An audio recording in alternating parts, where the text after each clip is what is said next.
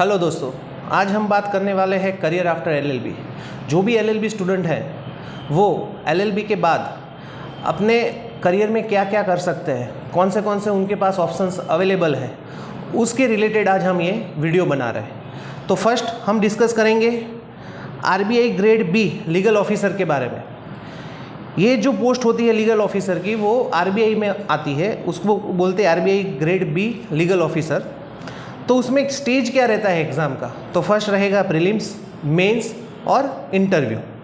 इसमें एलिजिबिलिटी क्या चाहिए, तो एलिजिबिलिटी में है bar council enrolment is compulsory. आप जहाँ जो भी स्टेट में हो उस स्टेट का बार का रजिस्ट्रेशन है, मतलब जो सनद है वो आपके पास होनी चाहिए।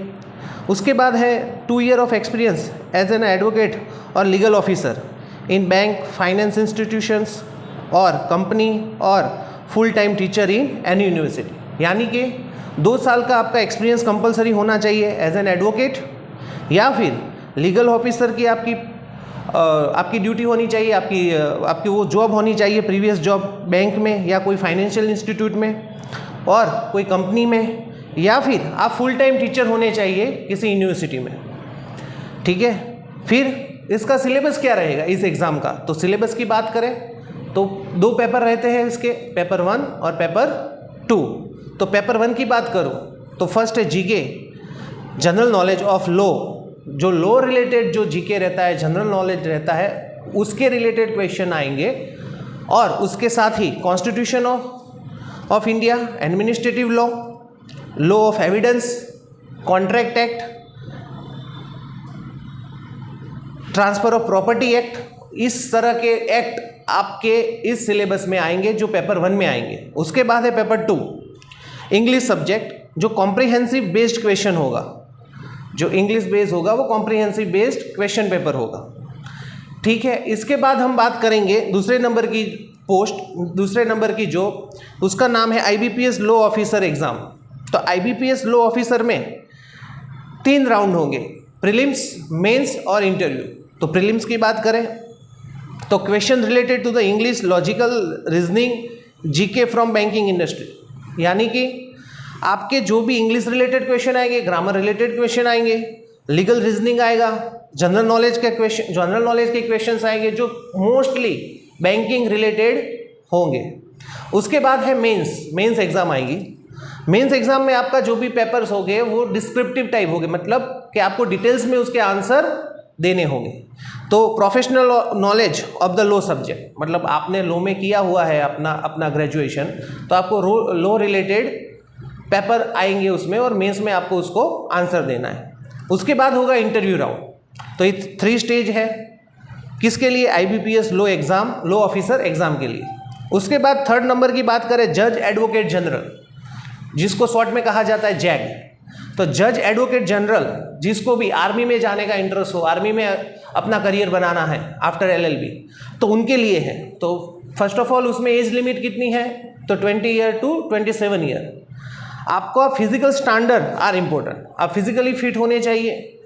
और साथ ही अभी ही आज मैं ये जो वीडियो बना रहा हूँ वो है 9 अगस्त 2024।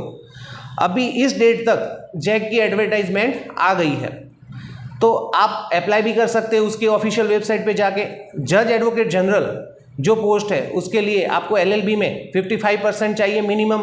साथ ही आपको क्लैट क्वालिफाइड होना चाहिए, क्लैट में अच्छा खासा मेरिट आना चाहिए, कॉमन लॉ एडमिशन टेस्ट। हम आगे जाके क्लैट के भी डिटेल्स में एक वीडियो बनाएंगे। जो स्टूडेंट इंटरेस्टेड है क्लैट के लिए, उसके लिए हम एक सेपरेट वीडियो में डिस्कस करेंगे। लेकिन यहाँ पे हम समझे क्लैट का स्कोर आपके लिए बहुत ही मायने रखता है। तो आपको एलएलबी में 55 मार्क्स सिक्योर करने होंगे, साथ ही उसके बाद क्लैट में अच्छा खासा मेरिट लाना होगा, फिर इस आप जैग के लिए आप अप्लाई कर सकते हो इस पोस्ट के लिए। उसके बाद बात करते हैं हम SEBI grade A recruitment. SEBI मतलब stock exchange board of India, मतलब सेबी जो स्टॉक एक्सचेंज होता है, शेयर मार्केट होता है, उसमें भी हमारे लीगल फील्ड के लिए वैकेंसी अवेलेबल रहती है। तो उसके लिए क्या है, 2 year of the probation before the permanent. इस एग्ज़ाम की जो इस फील्ड में जो एग्ज़ाम आती है उसमें 2 साल का प्रोबेशन रहेगा आपका। अगर आप सिलेक्ट होते हो तो 2 साल का प्रोबेशन रहेगा। प्रोबेशन के बाद आपको कंपलसरी, मतलब परमानेंट जॉब आपकी हो जाएगी। उसके बाद करें PSU, पब्लिक सेक्टर यूनिट। मतलब पब्लिक सेक्टर यूनिट मतलब किस तरह की कंपनी जो गवर्नमेंट के अंडर आती है, गवर्नमेंट अंडरटेकिंग है। गवर्नमेंट अंडरटेकिंग मतलब मैं आपको एग्जांपल दूँ तो जैसे Bharat heavy electronic limited, ONGC, IOCL, national thermal power corporation limited, power grid corporation of India limited, ये सभी कंपनी, इस तरह की सभी कंपनी क्या है, सेंट्रल गवर्नमेंट के अंडर आती है। और इस एग्ज़ाम में इस तरह की पोस्ट लेनी है आपको इस PSU में, तो आपको क्या चाहिए, तो आपको हर साल इसकी एडवर्टाइजमेंट आती है और इसके लिए आपका क्लैट का स्कोर अच्छा होना चाहिए। Common law admission test, common law admission test आपका होगा, उसमें आपका मेरिट में अच्छा खासा नंबर आएगा और आप मेरिट में आगे बढ़ते हो तो सेकेंड राउंड क्या आएगा, ग्रुप डिस्कशन, जिसको बोलते हैं GD। ग्रुप डिस्कशन होगा और उसके बाद होगा P2P मतलब पर्सनल इंटरव्यू। पर्सनल इंटरव्यू हो गया, देन फाइनल मेरिट जो लिस्ट बनेगा उसके बेस पे आपको जॉब मिल सकती है। फिर बात करते हैं पब्लिक प्रोसिक्यूटर। पब्लिक प्रोसिक्यूटर मतलब जिसको सरकारी वकील बनना है, शॉर्ट में बोलते हैं PP, जिसको सरकारी वकील बनना है, सरकारी अधिवक्ता बनना है। तो जिसको भी एडवोकेट बनना है, सरकारी एडवोकेट बनना है, उनके लिए क्या है, तो उनके लिए जैसे कि हम बात करें गुजरात की, तो गुजरात में GPSC है, गुजरात पब्लिक सर्विस कमीशन। वो जब वैकेंसी निकालते हैं तब उसकी एग्ज़ाम कंडक्ट करवाते हैं। तो उसके लिए प्राइमरी क्राइटेरिया क्या रहेगा, 3 ईयर प्रैक्टिसिंग एन एडवोकेट, मतलब आपने LLB किया, LLB के बाद आपको all India bar council exam pass करनी होगी। AIB पास करने के बाद आपका जो फाइनल जो एनरोलमेंट नंबर होगा, वो एनरोलमेंट नंबर को लेके जाके आपको जिस तहसील में यानी कि जिस तालुका में आप जिस डिस्ट्रिक्ट में प्रैक्टिस करना चाहते हैं वहाँ की कोर्ट में जाके आपको रजिस्ट्रेशन करवाना होगा और उसी दिन से आपका एक्सपीरियंस काउंटेबल होगा, मतलब कंसीडर किया जाएगा। तो उसके बाद आपको 3 साल का एक्सपीरियंस होना चाहिए एज एन प्रैक्टिसिंग एडवोकेट। फिर जब भी स्टेट गवर्नमेंट इसको नोटिफिकेशन निकालेगी इस वैकेंसी के लिए, तब आप इसमें अप्लाई कर सकते हैं। ठीक है, इसका सिलेबस क्या है, तो इसमें सिलेबस भी वही सेम है, लॉ रिलेटेड क्वेश्चन रहेंगे, लॉ रिलेटेड सब्जेक्ट रहेंगे, डिटेल्स में हम बाद में इसमें डिस्कशन करेंगे। लेकिन स्टेज क्या है, तो प्रीलिम्स, मेंस और इंटरव्यू, 3 स्टेज के बाद आपको पब्लिक प्रोसिक्यूटर क्लास 2 ऑफिसर की पोस्ट मिल सकती है। फिर बात करते हैं अगर किसी को एकेडमी में जाना है, किसी को प्रोफेसर बनना है, तो उसके लिए क्या है, तो उसके लिए आपको LLB करना होगा, उसके बाद LLM मतलब पोस्ट ग्रेजुएशन करना होगा। LLM करने के बाद आपको UGC के द्वारा जो कंडक्ट ये करवाई जाती है नेट, नेशनल एलिजिबिलिटी टेस्ट, वो दे सकते हो, या फिर हर स्टेट में भी एक एग्ज़ाम कंडक्ट करवाई जाती है। जैसे कि गुजरात की बात करूँ तो गुजरात स्टेट एलिजिबिलिटी टेस्ट, तो GSET कहा जाता है शॉर्ट में, वो आप एग्ज़ाम दे सकते हो। आप उसमें मेरिट में आते हो तो उस स्कोर के बेस पे आप किसी भी प्राइवेट यूनिवर्सिटी में, प्राइवेट कॉलेज में या फिर गवर्नमेंट में जब भी इसका नोटिफिकेशन आएगा तो आप इसमें एलिजिबल हो अप्लाई करने के लिए। तो अगर आप एकेडमी में जाना चाहते हो तो आप UGC नेट और GSET की एग्ज़ाम भी दे सकते हो। फिर सबका फेवरेट टॉपिक, सबको जज बनना होता है LLB के बाद, सबका सपना रहता है कि जज बनना है। तो जुडिशरी में क्या है, जुडिशरी में 2 स्टेज है, लोअर जुडिशरी मतलब सब ऑर्डिनेट जुडिशरी की यहाँ बात कर रहा हूँ मैं, हाई कोर्ट सुप्रीम कोर्ट की बात नहीं कर रहा हूँ। सब ऑर्डिनेट जुडिशरी की बात करें तो जैसे कि sessions court, district court, CJM chief judicial magistrate, JMFC judicial magistrate first class, उनके बारे में मैं बात कर रहा हूँ। तो हम पहले बात करेंगे JMFC मतलब judicial magistrate first class. JMFC जज आपको बनना है या JMFC जो मैजिस्ट्रेट है वो आपको बनना है, तो आप कैसे बन सकते हो, तो उसके लिए आपको LLB कंप्लीट चाहिए। जैसे हर स्टेट में इसकी क्राइटेरिया अलग अलग रहते हैं, कहीं स्टेट में स्टेट पब्लिक कमीशन है वो एग्ज़ाम कंडक्ट करवाती है, किसी स्टेट में हाई कोर्ट है वो एग्ज़ाम कंडक्ट करवाते हैं। मैं पर्टिकुलरली ये जो गुजरात स्टेट की बात करूँ तो गुजरात में कैसे होता है, तो आप LLB कंप्लीट करते हो और LLB कंप्लीट करने के बाद आपको all India bar council exam की कंपलसरी पास करनी होगी। उसके बाद आप गुजरात में जो है, गुजरात में ये फिक्स नहीं है कि आपको 2 साल का या 3 साल का एक्सपीरियंस चाहिए अभी तक, तो इस डेट तक तो, लेकिन कल इसमें चेंज भी जब अगर आगे फ्यूचर में अगर कोई नोटिफिकेशन आए तो चेंजेस हो तो अलग बात है, लेकिन अभी तक तो ऐसा कोई चेंजेस है नहीं। प्रैक्टिसिंग एडवोकेट आप होने चाहिए। प्रैक्टिसिंग एडवोकेट आप तभी कंसीडर किए जाओगे जब आपने एलएलबी के बाद एआईबी की एग्जाम पास की होगी। उसके बाद मैंने आगे बताया उसी तरह आप किसी तालुका कोर्ट में या तहसील कोर्ट में अपना रजिस्ट्रेशन करवाना होगा। वहाँ के जो रजिस्ट्रार होते हैं कोर्ट में, उनके पास उसका पूरा प्रोसेस रहता है, तो वहाँ पे आपको क्या करवाना होगा, अपना रजिस्ट्रेशन करवाना होगा, तब से आपको प्रैक्टिसिंग एडवोकेट कंसीडर किया जाएगा। तो क्या है क्राइटेरिया, एलएलबी होना चाहिए, गुजरात जुडिशरी की बात कर रहा हूँ मैं, एलएलबी होना चाहिए और साथ ही एआईबी आपकी पास होनी चाहिए। साथ ही इसमें क्या स्टेज रहता है, तो स्टेज की बात करूँ तो प्रीलिम एग्जाम, मेंस एग्जाम और इंटरव्यू। प्रीलिम्स एग्जाम जो होती है 100 मार्क्स की होती है, जिसमें आपको मिनिमम क्वालिफाइंग मार्क्स है 50 मार्क्स, यानी कि कम से कम 50 मार्क्स तो आपको लाने ही होंगे।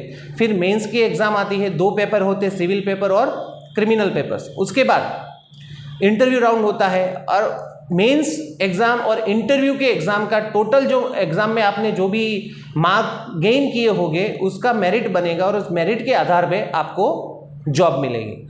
तो इस जेएमएफसी की पूरी एडवर्टाइज किस तरह से रहती है, हर सब्जेक्ट के हमारे 27-28 सब्जेक्ट है टोटल इस सिलेबस में लॉ के, तो उसके पूरे डिटेलिंग, उसकी पूरे डिटेलिंग, पूरा A to Z डिटेलिंग, कैसे उसकी वैकेंसी निकलती है, किस तरह से उसका सिलेबस होता है, क्या मार्क्स होता है, क्या नेगेटिव मार्क्स मार्किंग होती है, उसके बारे में हम अलग से एक सेपरेट वीडियो आगे बनाएंगे। तो दूसरी बात यहाँ पे करूँ कि सेशन जज बनना है आपको, ये तो बात हो गई जेएमएमसी। अगर आपको सेशन जज बनना है तो सेशन जज के लिए क्या क्राइटेरिया है, तो सेशन जज के लिए आपको 7 साल का एक्सपीरियंस चाहिए as an advocate, as an practicing advocate. आपने एलएलबी किया, एलएलबी करने के बाद आपने एआईबी पास किया, फिर 7 साल तक आपको कोर्ट में प्रैक्टिस करनी होगी। 7 साल तक आप कोर्ट में प्रैक्टिसिंग करोगे। मिनिमम एज क्या है, 35 ईयर। 35 ईयर्स से पहले आप इसके लिए अप्लाई कर सकते नहीं हैं। 35 या 35 के ऊपर की आपकी एज है और आपका 7 साल का एक्सपीरियंस है एज एन एडवोकेट, तो फिर आप इस एग्जाम में अप्लाई कर सकते हो। इसमें क्या रहता है, सेशन जज की जो वैकेंसी निकलती है उसमें कोटा रहता है। 75% जो है वो जो कोटा है वो किसके लिए रहता है, जो जुडिशरी जो होते हैं, जो जजेस होते हैं जेएमएफसी सीजीएम, उनके प्रमोशन बेस पे उनको फिलअप किया जाता है। और 25% जो कोटा है, वो जो 25% जो कोटा है, वो कोटा जो एडवोकेट है, प्रैक्टिसिंग एडवोकेट जिसका 7 साल एक्सपीरियंस हो चुका है, और उन लोगों से ये वैकेंसी 25% सीट फिल की जाती है। तो जो भी एडवोकेट है जो सेशन जज बनना चाहते हैं तो वो अप्लाई कर सकते। इसी में भी, इस एग्जाम में भी प्रीलिम्स, मेंस और इंटरव्यू 3 राउंड रहते हैं, और फाइनल मेंस और इंटरव्यू का मिला के जो भी आपका फाइनल मेरिट होगा उस बेस पे आपको जॉब मिलेगी। फिर बात करते हैं कॉर्पोरेट जॉब। एलएलबी के बाद गवर्नमेंट जॉब, जैसे कि हम जानते हैं, इतना आसान नहीं होता है उसको पास करना, क्रैक करना। तो बहुत से बच्चे होते हैं, बहुत से स्टूडेंट होते हैं, उनको कॉर्पोरेट जॉब में जाना है, लेकिन पता नहीं है कि लीगल फील्ड में आगे किस तरह से बढ़े। तो लिटिगेशन, नॉन लिटिगेशन का आपका एक्सपीरियंस होना चाहिए। लिटिगेशन यानी क्या, लिटिगेशन मतलब आपको कोर्ट प्रैक्टिसिंग, कोर्ट प्रोसीजर, जैसे कि क्रिमिनल केस चलते हैं तो पुरानी हमारी सीआरपीसी थी, अब बीएनएसएस हो गई, तो उसका प्रोसीजर आपको पता होना चाहिए कि क्रिमिनल केस का ट्रायल है, केस है, FIR investigation, court trial, summons trial, summary trial, इस तरह से आप वाकिफ होने चाहिए, आपको नॉलेज होना चाहिए। साथ ही नॉन लिटिगेशन किसको बोलेंगे, नॉन लिटिगेशन मतलब जो आप ड्राफ्टिंग करते हो, जो आप ऑफिस वर्क करते हो, कोई डॉक्यूमेंट ड्राफ्ट किया, नोटिस रिप्लाई, नोटिस, फिर हम बात करें कोई एफिडेविट ड्राफ्ट कर रहे हो आप, कोई प्लेंट है, कंप्लेंट है, तो वो जो काम है उसको बोलते हैं कॉन्ट्रैक्ट है, डीड है। तो इस तरह की जो है आप जो टाइपिंग मतलब ड्राफ्टिंग करके जो आप डॉक्यूमेंट प्रिपेयर करते हो तो उसको बोलते हैं नॉन लिटिगेशन। तो बहुत सारी ऐसी कॉर्पोरेट कंपनी है, बड़ी बड़ी ऐसी कॉर्पोरेट कंपनी है जैसे टाटा हो गई, अदानी हो गई, अंबानी हो गई, जिसमें आए दिन वैकेंसियां निकलती रहती है, और छोटी मोटी कंपनियों में तो वैकेंसियां होती ही है। सैलरी क्या है, तो सैलरी आपके बेस ऑफ नॉलेज, स्किल और एक्सपीरियंस के बेस पे ये जो सैलरी है वो वेरी करती है। आपको इसमें आगे बढ़ना है, कॉर्पोरेट जॉब में जाना है, तो आपका लिटिगेशन, नॉन लिटिगेशन पार्ट अच्छा होना चाहिए, आपका एकेडमिक नॉलेज अच्छा होना चाहिए। अगर आप प्रैक्टिसिंग में हो, प्रैक्टिस कर रहे हो एज एन एडवोकेट, तो आपके लिए सोने पे सुहागा है। अब लीगल फर्म्स, उसके बात करो, ये तो हो गई कॉर्पोरेट की बात।